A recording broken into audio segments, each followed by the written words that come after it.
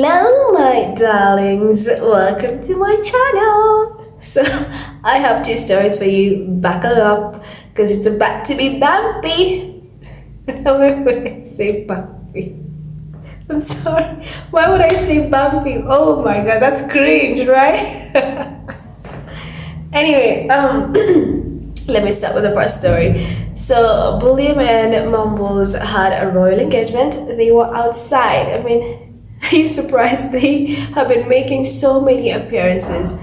You may be wondering, why are they making so many appearances? Let me tell you, it's because they somehow think with their two brain cells that if they just make as many appearances as possible, they're gonna take the heat off Andrew. Like this entire thing, the Epstein files and everything is gonna die down and everything will go back to normal.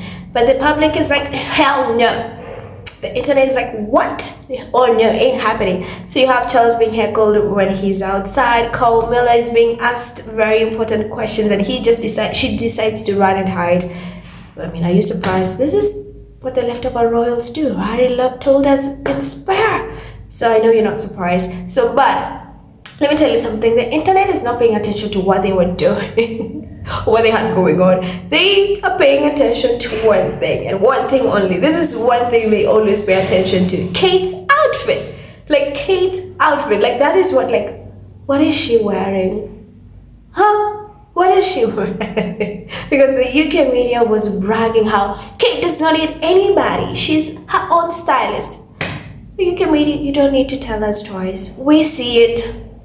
You don't need to convince us. We see it. We can clearly tell she's styling herself. You don't even need to tell us anything. I mean, since the stylist ran off and cut ties with her, the one who used to copy Meghan, I mean, that's the only time she even looked remotely close to fashionable because the stylist was copying Meghan. But since she took a dip, so it's been downhill from there. So people constantly mock this outfit. So you had copy-paste skill, right?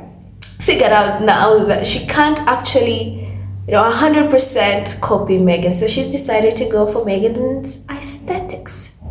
Do you know what I'm saying? Are you with me? She's decided to go for Meghan's aesthetics because she cannot fully copy Meghan, so she's gonna play with the colors and Meghan's aesthetics. I mean, when does she not? When does she not? So the internet, you guys are next level. Like your investigative skills, the Sussex Bureau of Investigation. Oh, you'll pull out an outfit that I even would not have thought looks remotely close to what Kate is wearing and be like, boom, here it is. And you see like, oh, makes sense. Especially when the rangers are like, oh, you could have put this on her. And then when you see what they're talking about, it's literally exactly how Meghan dresses. And they'll tell you they're not obsessed with Meghan. So Kate wore this dress. I don't know how to call it, but you can look at the outfit. Let me just put it on screen. You look at it, you look at the colors. Yeah, you can see, right? And then look at my faves. Our faves outfit. This was back in 2020, if I'm not wrong, for the, her royal engagement. What do you see? What do you see? Because the derangers were telling Kate, she looks nice, but she could have worn a beige jacket. And look at Meghan with her beige jacket.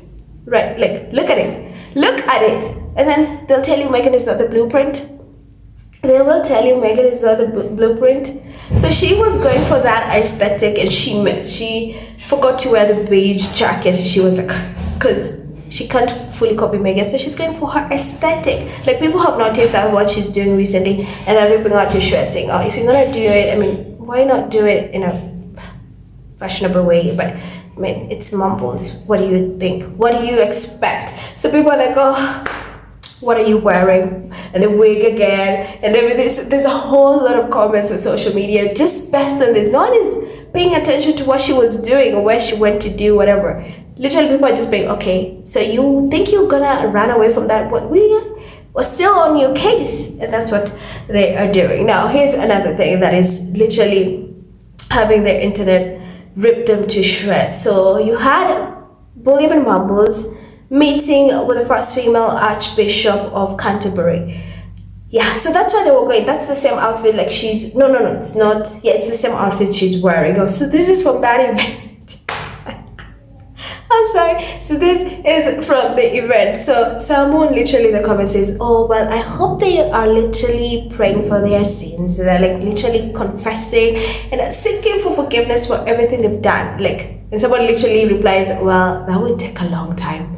It will take so much, like it will take hours for them to confess. Like, and interesting that right now in the midst of the Andrew scandal, all of a sudden they're rolling out the archbishop, the first female archbishop.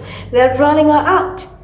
This is how you know it's performative. This is how you know it's damage control, because their crisis manager has failed to do what they hired her to do.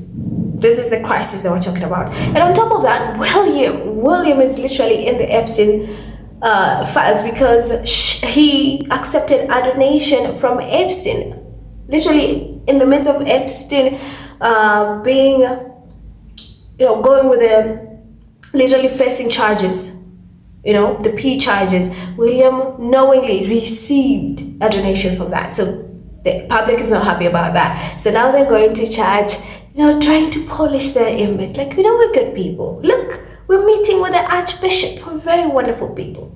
And someone said, this is what William said, right? This is what William said in 2024. So long, religion, Prince William to dismantle monarch's role as head of English church when he is king after 500 years.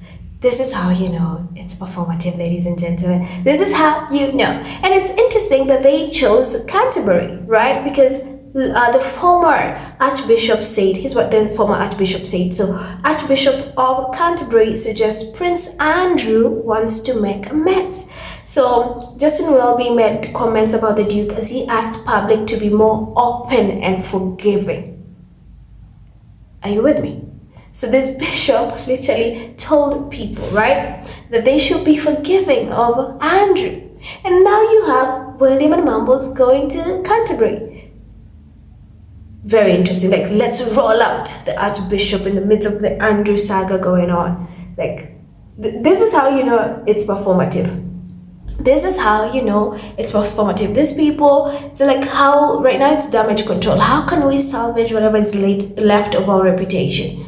Let's use whatever can, because the crisis manager is not doing what she's supposed to do. And we hired her earlier to handle this, and it's literally blowing out of proportion. So let's just do whatever we can. Let's go to church act. Mind you, the same person said he is going to dismantle the church. So yeah, people are not happy with William and Mumbles with this performative thing going on. Like, they are way out. Like, you may think that this is work. I don't know if this is going to be classified as work, but yeah, it most definitely will. So these are two stories where the internet is like, come on. So they're ripping Kate's outfit, and now the performative damage image, like they're, kind of rehabilitating their image, getting on the public's good graces, seeking sympathy, like, oh, we're good people, we went to church, oh, we met the archbishop. You see, we know, we atone for our sins. Here's some of the comments, my loves. Let's just get straight to the comments. So you have Bunga says, since Epstein emails had been released, these two court jesters were sent working. The working record might surpass ad this week. Very true. Plus says, funny how the archbishop gets rolled out during this Andrew mess. Hasn't she been archbishop for over a year now? Snarky confessing their sins? And Top says, that will take a while. Vivica, Kate, the 80s called the one their shoulder pads bad. Now this is in relation to Kate's outfit. Said, who is dressing this woman? Awful, just awful.